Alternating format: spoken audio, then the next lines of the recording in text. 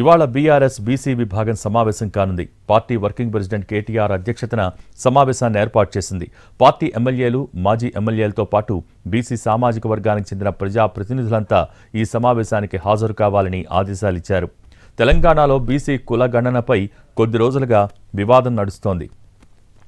అధికార విపక్షాల మధ్య దీనిపై ఓ రేంజ్లో వారు కొనసాగుతోంది. బీసీ కులగణన అంశంపై ప్రభుత్వాన్ని ఇరుకున పెట్టాలని చూస్తోంది బీఆర్ఎస్.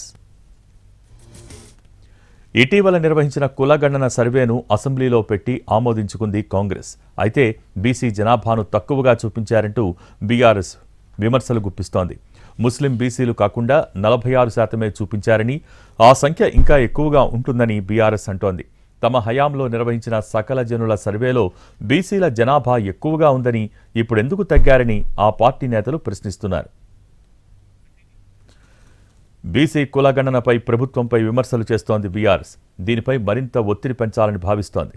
ఇందుకోసం రూట్ మ్యాప్ తయారు చేస్తోంది. స్థానిక సంస్థల ఎన్నికల్లో బీసీలకు 42% రిజర్వేషన్లు అమలు చేయాలని, బీసీ కులగణన మళ్లీ నిర్వహించాలనే డిమాండ్ చేస్తోంది. ఈరోజు మీటింగ్లో దీనిపైనే నేతలకు కేటీఆర్ దిశానిర్దేశం చేయనున్నారు.